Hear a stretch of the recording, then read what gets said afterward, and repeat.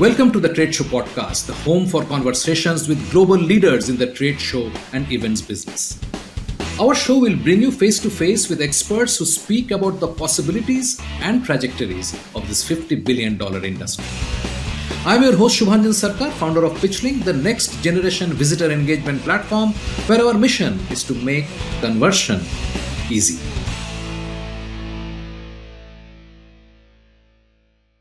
Welcome to the fifth episode of the Trade Show Podcast. Today we have with us Marsha Flanagan, the President and CEO of the International Association of Exhibitions and Events, IAEE. Some people see AI as a disruptor. I think of AI as an enhancer. I think it's going to be a continued tool that is a must-have. And it's going to impact, and already is impacting in great ways, marketing teams, design teams, education teams as it relates to content building. I think when embraced properly and safely, it definitely enhances your workflow.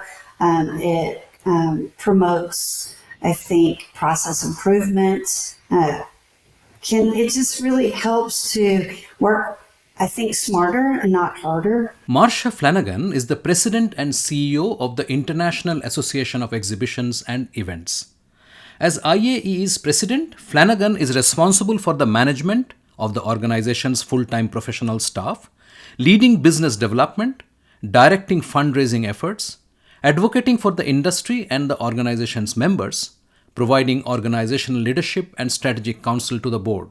Also, she serves as the association's representative with industry coalitions, partner organizations, and strategic alliances.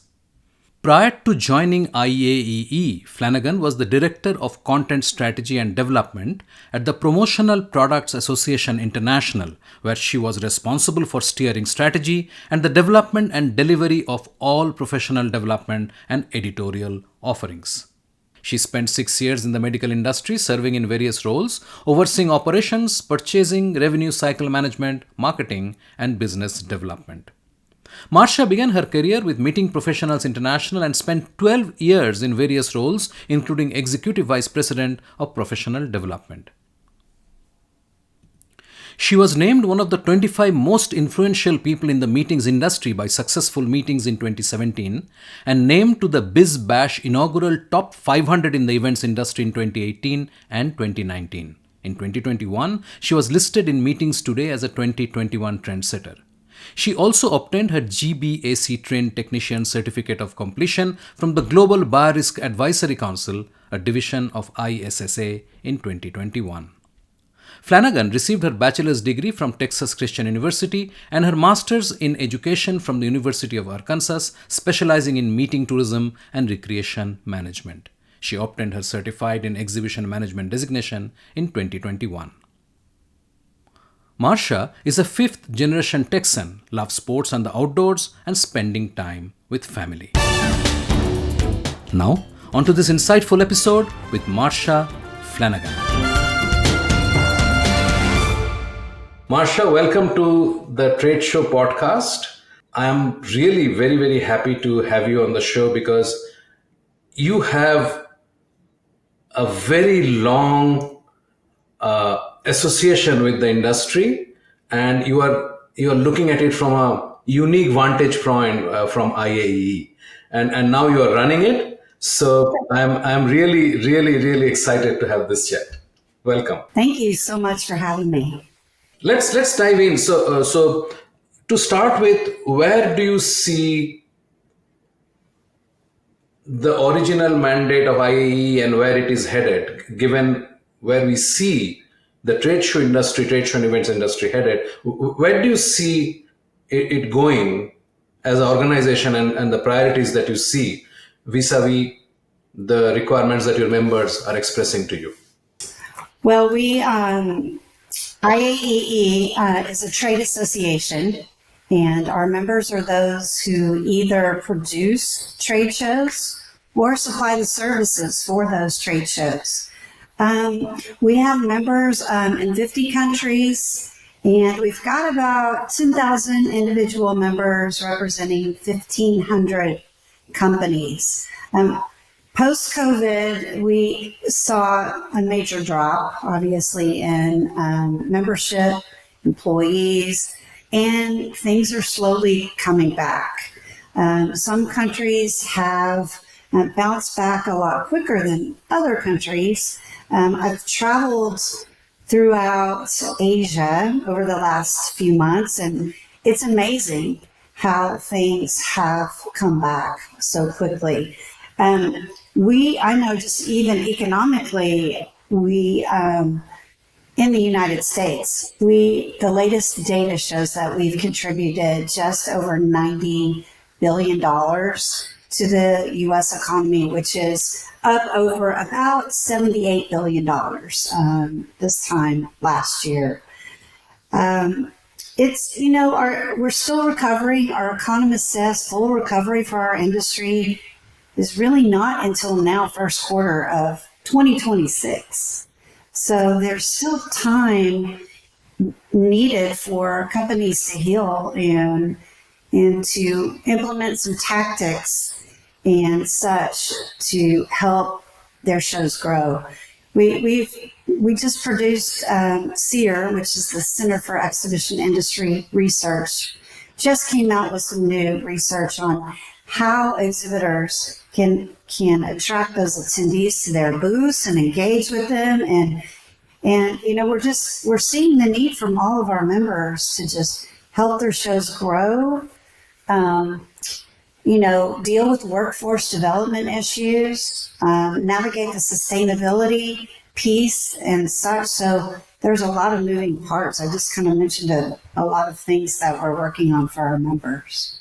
If you compare it to pre-COVID, say 2019, and if you compare where we are today, according to you, you should be able to go back to the 2019 level in 2026. Is that what you're saying? Not quite yet, but most are hoping for that by 2025. So there are a number of shows that we've seen that have already recovered. Some of those large shows have already recovered. Some of the mid-sized, smaller shows have not yet gotten back to pre-COVID numbers.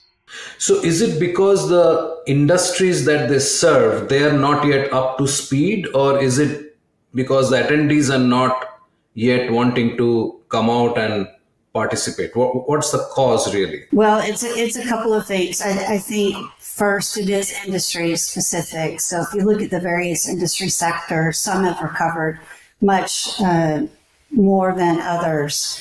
I think those shows that are very transactional in nature, the ones that are very product focused, have come back. I mean, people want to see, feel, touch those products. The service industries are struggling a bit. I also think cost and inflation are still a factor in determining whether or not you can travel to a show. And then even some have implemented carbon travel credits. And so many companies are limiting the number of people that are even able to travel if airfare is actually a necessary part of that attendance. That's true. So there are multiple contributing factors which are restricting both the exhibitors and the attendees to come and participate, especially if it involves travel. So the big hubs are getting impacted. I think so. And, it's been hard post-COVID too. Many employees, I think, are working still remotely, and the choice to remain remotely is strong. And at some points in time, it's really difficult for people to really want to go somewhere and do business at some points in time. They've seen digital take over, and meetings can take place digitally. And that's there's unique marketing methods to implement, but I still feel like face-to-face will always remain the single most important way to do business. So it's just time and inflation, I think. Yeah. So just before we come back to the economics situation globally, it is nothing unique to one particular country, I think, at this point at least. What are your thoughts and what do you hear from the organizers about hybrid events? Because that's what really came out, supposed to be the solution and supposed to be that everybody would go hybrid and everybody would go online and so on. What do you really hear from them? What are their thoughts about digital and physical, or being hybrid, or being digital only, and so on? I don't think our industry quite figured out what digital means, and what a hybrid event can do for a company's bottom line. I think it really depends again on the industry sector. We've seen it work so well on the medical side, especially as it relates to education and training. It's been a great tool to use to be able to train doctors and nurses who can't travel. Again, on the education side, very, very impactful. I'm just not so sure you can really produce a true hybrid or digital trade show for those who really want to see and touch those products. Yeah, and in some cases, especially when you're looking at manufacturing or agriculture and sectors like these, which have really large machines to show people what the capabilities are and so on. Exactly. Obviously, the digital bit doesn't really work there. So you're absolutely bang on that education and maybe educational conferences kind of setups could work pretty well in a digital mode. But for the rest of it, it's becoming a challenge. So which sectors do you think are actually bouncing back faster than others? I'm waiting on the latest data to kind of show us. I know retail's been lagging behind. Manufacturing is coming back quite nicely.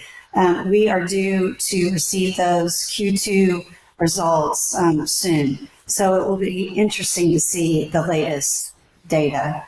Okay, so when do you think that data will be available? Hopefully in the next couple of weeks. I'm happy to follow up with you on that data. So yeah, that will be lovely. Actually, we should really talk about which are the sectors which are seeing growth back and sort of leveling up, and what their learnings are and why are they able to do that. I mean, obviously there are extraneous factors like the economy, inflation, and so on, which is real. right.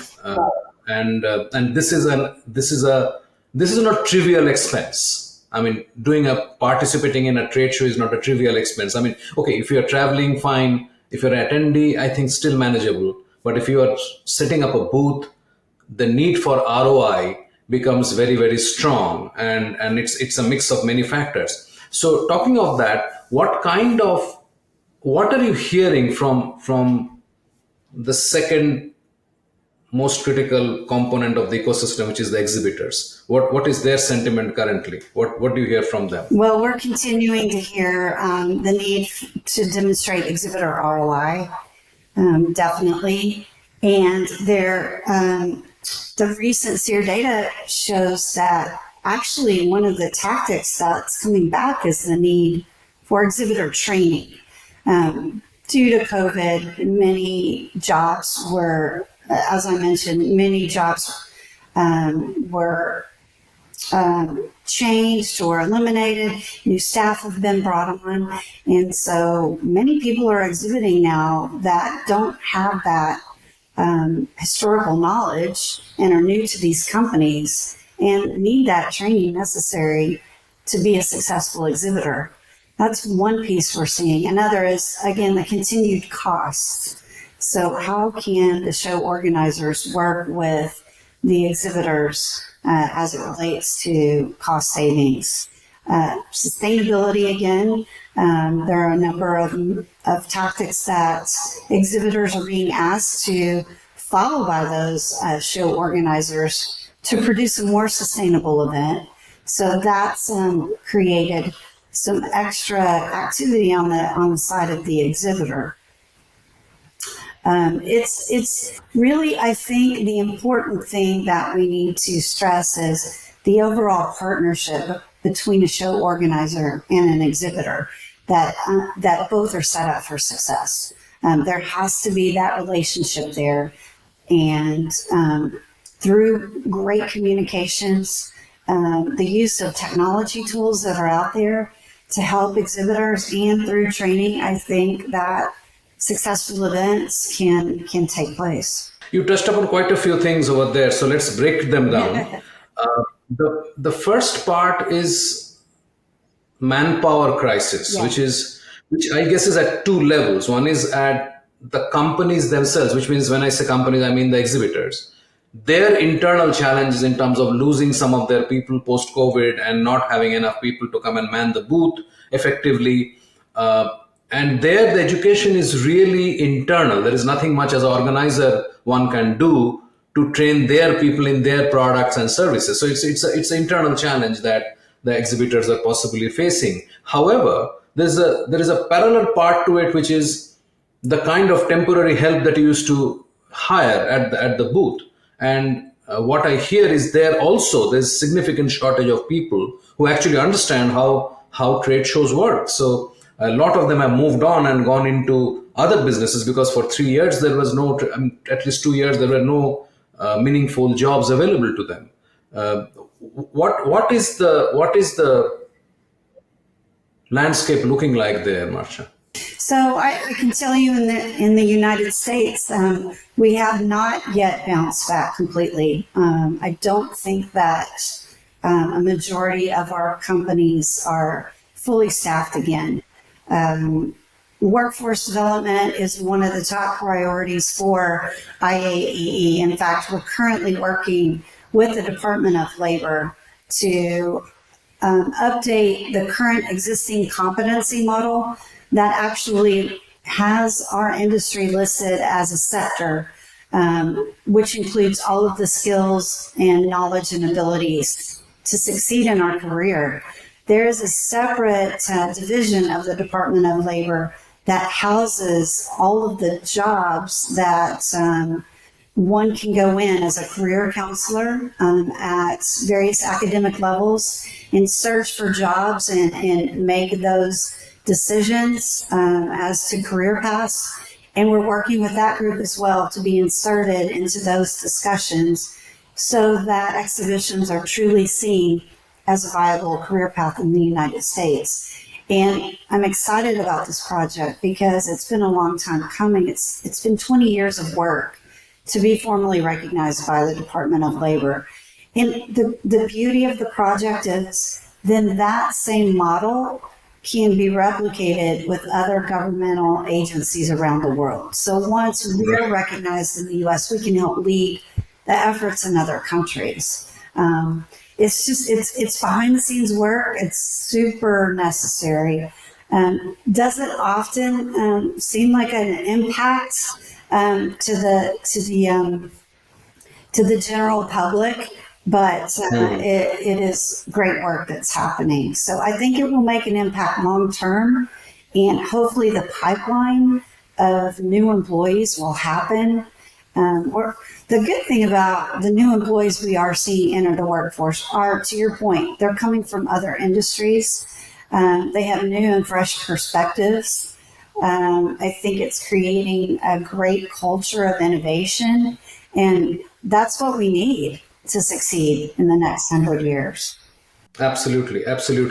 So the second part that I wanted to touch upon from your previous answer is about the use and impact of technology. Yes. What kind of technologies are you seeing being adopted, and where is technology really making the difference today?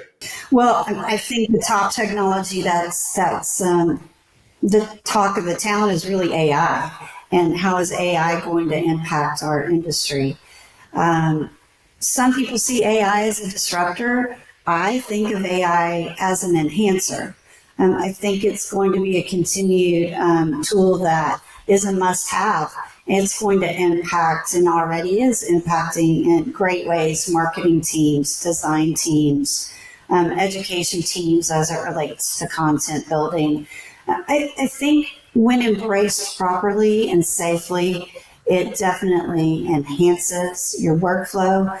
It promotes, I think, process improvement. It just really helps to work I think, smarter and not harder.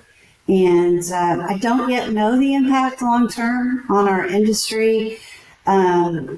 What I think is this will be a new technology will be, especially AI, will be a new skill set moving forward that is going to be a part of the tools needed for success. Do you recall any specific tool that you're seeing who are actually impacting some of these areas that you just mentioned? Well, I think a number of the different tools that we use as show organizers, whether it be registration tools, matchmaking tools, show apps, housing tools, they are all starting to implement AI as part of their process. And we're seeing a lot more chatbots, and whether they're part of your web page or whether they're part of your show app, obviously those are even more popular than before. Even down to taking minutes in meetings. There's so many AI tools now that are being used. Our team is using, at least, 10, 12, 15, anything from Copy AI, Chat GPT, to Fireflies for meeting minutes. The number of governance and committee meetings that are produced by IAEE. And in programs like this, podcasts and such, it's so great to be able to run these types of discussions through an AI process and then be able to break it down into content pieces that can live on. So I'm excited about the future of being able to use AI, actually. It's time for a short break. Stay with us. After the break, there is in the US a tool produced by SEER. It is called the Event Performance Analyzer. It is a tool where you can go into this online portal and you can upload your show metrics, including net square footage of your show, number of attendees, exhibitors, your overall revenue, and it will tell you, based upon your industry sector, where your show is compared to others in the industry sector. You are listening to a Bizcast audio original. Podcasting is one of the fastest growing content marketing avenues today. We can help you exploit this largely untapped marketing opportunity. We can craft your audio strategy and leverage the wide reach and easy streaming capability that smartphone penetration provides. It is powerful and personal. Talk to us to find out how podcasting can help you build your brand and reach out to target audiences. Welcome back. I'm Shubhanjan Sarkar, your host for the Trade Show podcast and founder of PitchLink, the visitor engagement platform. Let's dive right back into the episode. We have to have clarity of vision, what it is actually going to do. So setting our expectation, understanding what it is able to do, and not sort of thinking AI is going to do everything to AI is going to enhance what I do. I think that clarity becomes very, very critical. But I think, it does go back to using AI safely and responsibly. There are a number of ways in which you can do that. And I think it's important to have those policies in place for your team to be able to do so. Yeah, absolutely. Absolutely. I think it is like, this is something completely new, right? So we don't have our heads completely wrapped up around what it can do. So we are sort of excited with the chat GPTs of the world because it suddenly opens up opportunities that we never knew was possible. So there will be abuse, there will be some experimentations, but it will settle down as long as directionally our thought process sort of aligns with what where we want to go, which takes into account all these things that you mentioned, the concern about privacy, right kind of usage, and so on and so forth. So yeah, and it's a complex thing. It's not something like what we had. It's not, for instance, a tool like Grammarly which will correct my grammar. Right. although it can do that too. But that was very specific. So you knew that's all it was doing, right? Right. Now it does a lot more, and there are concerns of privacy about your content getting added to some public database and so on and so forth. So it's a complex scenario. It's not a one-line answer by any means. No. The third question, which I think comes out again, talking about what you mentioned, is the real value of a trade show or an event.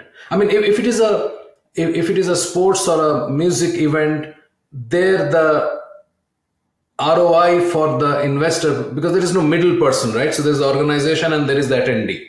There is not really, I mean, there are vendors, but there are not someone who is doing something. So it's pretty good. I go to a Taylor Swift event, I enjoy, I come back. That's ROI is pretty cool, pretty straightforward.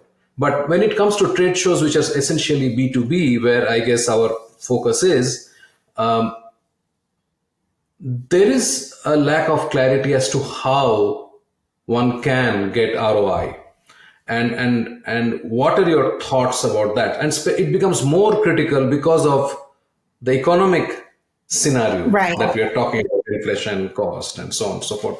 So what are your thoughts about that? How do you think exhibitors, who are essentially funding the process, they are the source of the money, right?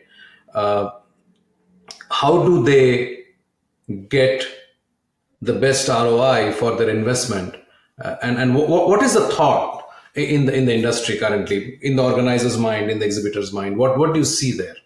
Well, so a couple of things. I think it's really important first as an organizer to really find out from your exhibitor what their goals and objectives are. It's different. Is it number of leads? Is it number of purchases? Is it like, what are the objectives for that exhibitor?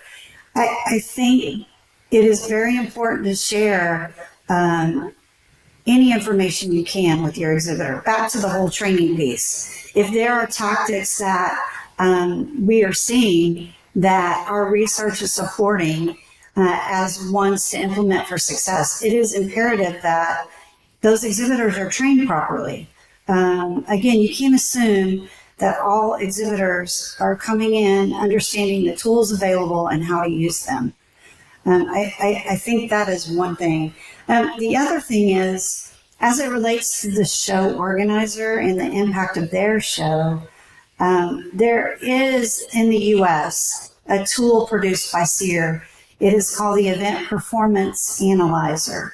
It is a tool where you can go into this online portal and you can upload your show metrics, including net square footage of your show, number of attendees, exhibitors, your overall revenue, and it will tell you, based upon your industry sector, where your show is compared to others in the industry sector.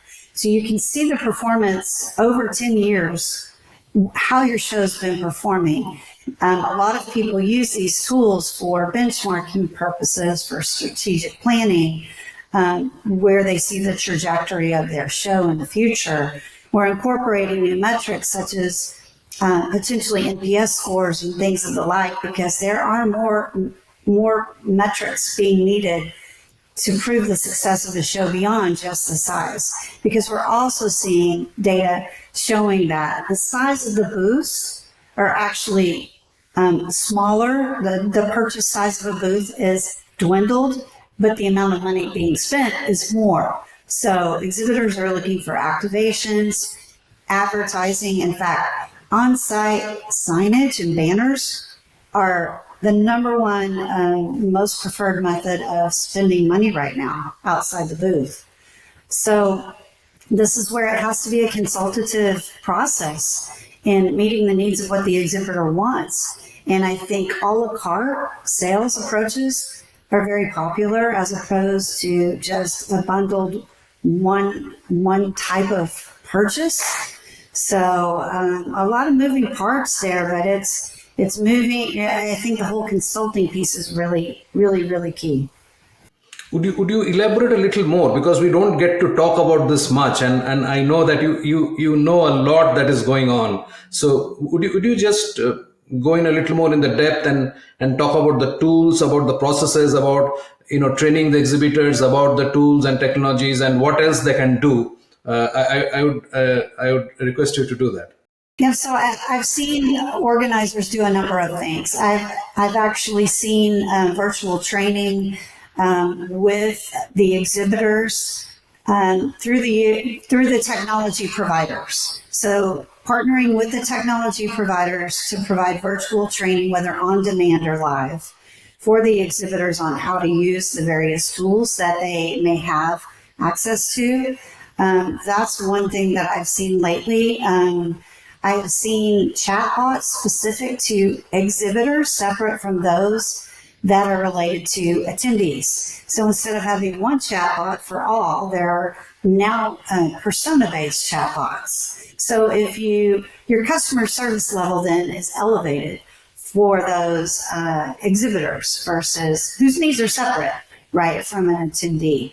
On the sales side, again, a lot of a la carte, pick and choose opportunities, bundling in a booth sale with sponsorship sales has been a trend.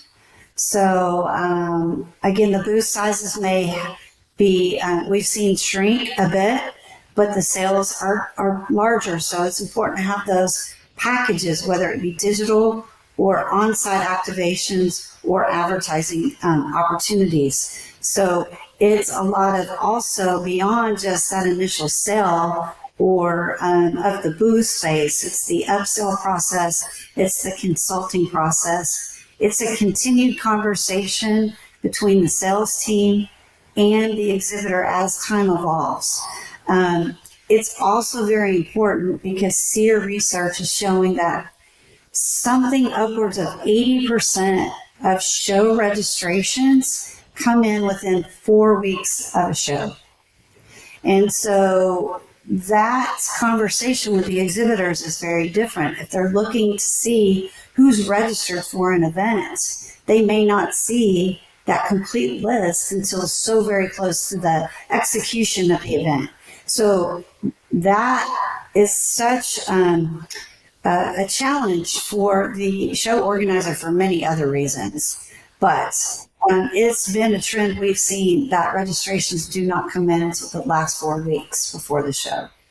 Yeah, and you can imagine that because people are possibly putting off the decision of the spend till the last moment, and even the typical incentives of early bird pricing and stuff like that. People are not responding to it because it's okay, I'll spend $200 more, but I'll take that decision of the entire spend later. So putting that off, it becomes a natural thing. It's also, I guess, of how much each of the exhibitors are dependent upon the new attendees as against their existing pool. I mean, all said and done, they come for multiple reasons, and especially because in B2B, you cannot directly possibly draw a line between an exhibition connection and a sale. You cannot still do that, because that, I hear, is a big challenge. I mean, you meet people and a lot of focus is around driving people to your booth through swag or through events or through things, but they may not be your target market at all. You may have a lot of people coming in who are not going to be your buyers. So this balance between the right people and many people is difficult to arrive, and most people are not able to put the finger on what is really the right spot. I think pre-COVID, people love to see so many people on a show floor. Oh, it's a busy show floor. It was a productive show. It was amazing. I'll be back. I think the trend is, to your point, it's quality versus quantity. So the optics are very hard to manage.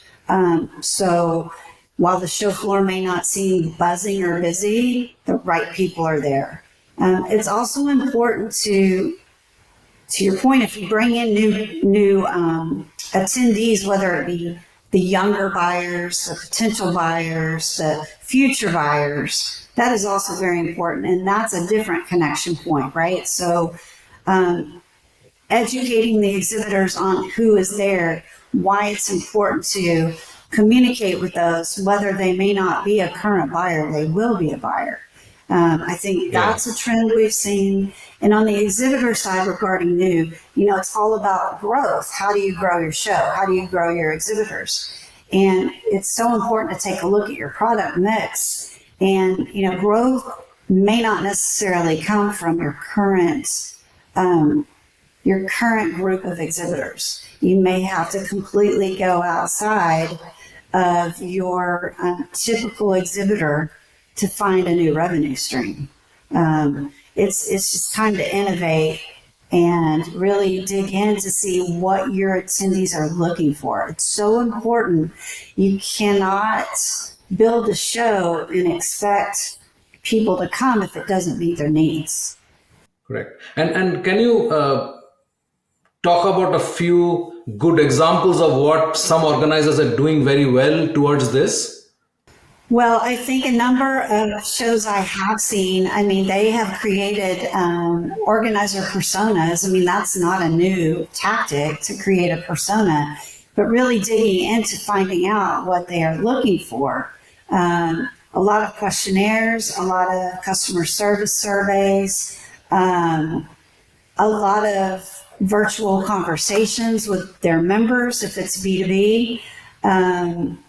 And through just the use of data, it's using the member data you have. I think driving the point of data-driven events is something that we were talking about 5-10 years ago. How to use data, how to use data. Data is such an important tool that everyone has. If you're not looking at the data of who your members are or who you want your members to be, who your attendees are, or who you want your attendees to be, you're really missing the mark. So it's just using the data you have. Do you think that the data capturing is organized enough today? Do we really have a process in place do most organizers have a process in place to collect the data which can actually be effectively analyzed for, you know that typical computer jargon, right? Like garbage in, garbage out. So you can put in a lot of data which is of not much relevance, and you're not going to get anything useful out of it. So my question really is that, are we really in a position today to collect relevant data? That's a good question. It's a complicated one because I know that for associations, you're collecting your member data, but during the registration process, you're collecting registration data. Sometimes the registration data doesn't match or isn't integrated with the membership data. Yes. Integrations are so tough, and what data gets pulled over, what data doesn't get pulled over, who is ensuring the data matches. You've got data from your lead sales, you've got all these data points. So are companies really capturing it all, or are they capturing the right data at all, to your point? I think there's a lot of data points that are not being captured that can be used more properly. But it's the whole integrations of all of the systems that are used, and how do you hone it in one area.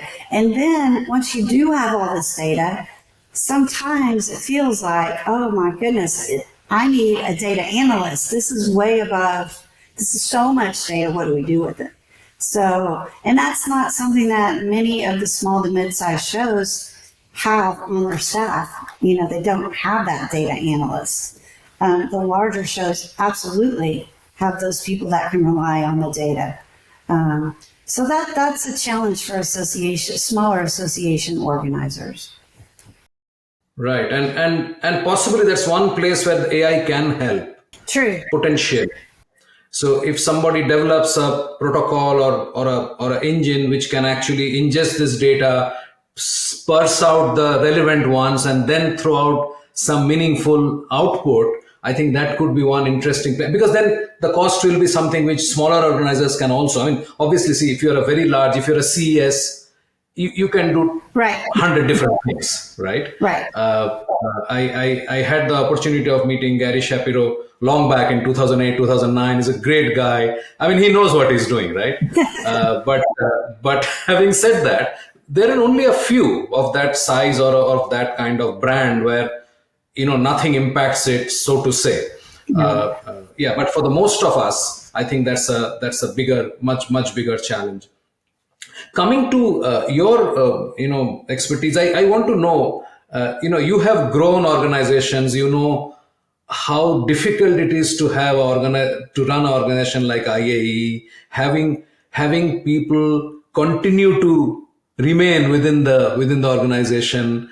What do you see are the challenges in building something like, or growing something like, or sustaining something like IAEE? What are your challenges, and what are you thinking of for the rest of this year and next? Well, remaining relevant is a struggle for any nonprofit association. Really wanting to ensure that we meet the needs of our members is always top of mind. We've got a lot of things that we are working on behind the scenes to help with process efficiencies and such, so that our team can spend more time providing member value. And I think that's very, very important. And laser focus on a few key areas as well. So I know that we're in this transition period of respecting and honoring the past, but trying to build for the future beyond. For them, we'll be turning 100 years old in a couple of years. And my goal is to really start to work on what can we do for that next generation. So with so many people retiring, and it's happening, you can't not look on LinkedIn or another social media outlet and not see someone retiring. How can we shape IAEE to be that community for the next generation, and to have those educational tools and resources needed, while still, helping the companies at hand now, but again, building for the future. So that's what we're really working on, a new strategic plan that's going to build that bridge, help us remain relevant, grow, and look at new areas that maybe are being missed by our industry. But really being that trade association that promotes the unique value and advocates and educates is key for us. Yeah, and absolutely. And as you mentioned earlier in this conversation, that the nature of, this really triggered from the point that you're saying a lot of people are retiring. The nature of the mix who are both organizing trade shows, participating in trade shows, and attending trade shows, it is now shifting from the boomers to the millennials, right? Yeah. And this generation has a very different, they're digital first. They have grown up in the internet era. Their whole approach to information is different. And we have to sort of, as organizations, gear up to be relevant to them, because they are going to be there for the next 30 years. Right. Exactly. And that's the hard thing, because with the new generations coming on board, the products and services you deliver, as you mentioned, becomes more complicated, because instead of providing one learning environment, you need to have maybe 3 or 4. Some people love live education. Some people love in-person training. Some people like on-demand. So you really have to see and hear and listen as to what your members are wanting, and move that direction. PitchLink makes buying easy by enabling high-quality engagement between buyers and sellers.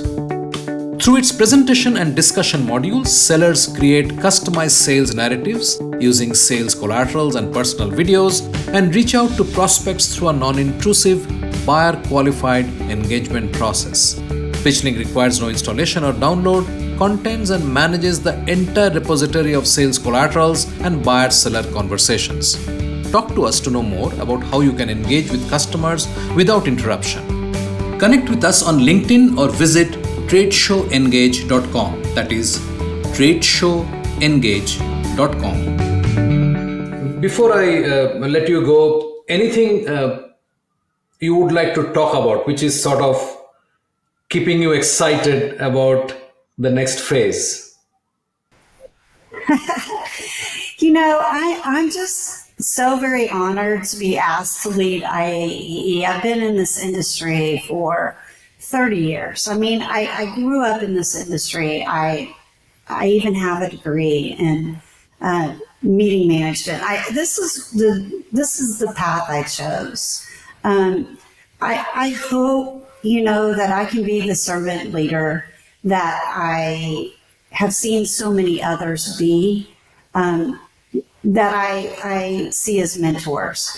Right now as a leader, I see the world as being so complicated, so divided. So many countries are going through elections, and I feel like, people are very,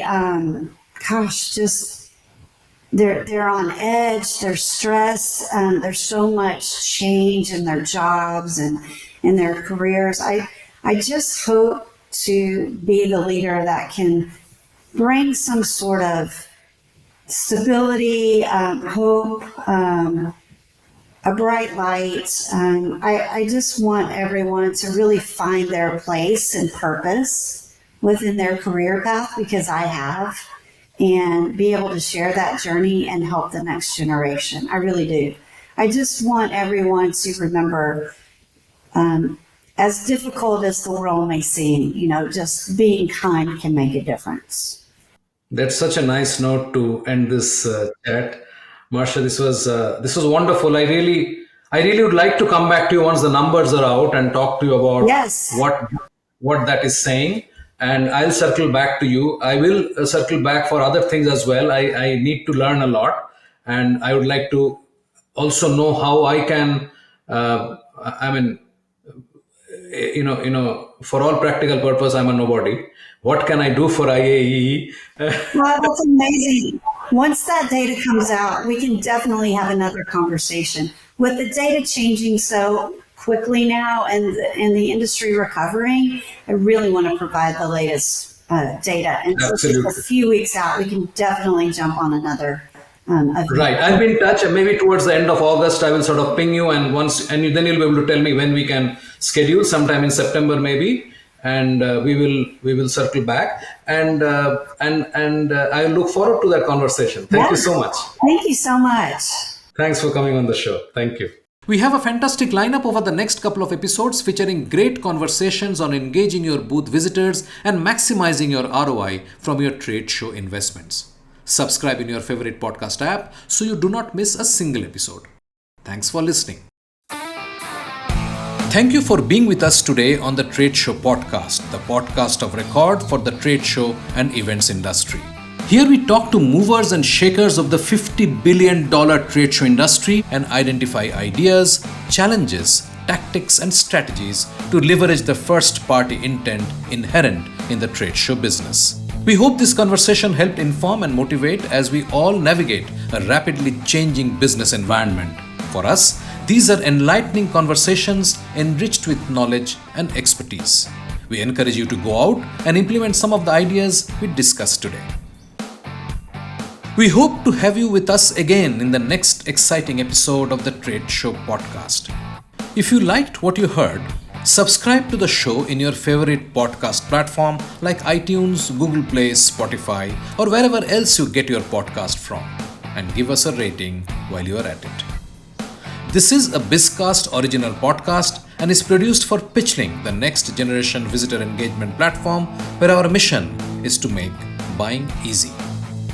Hosted by Shubhanjan Sarkar and produced by Rajiv Aditya. See you next time and have a wonderful day.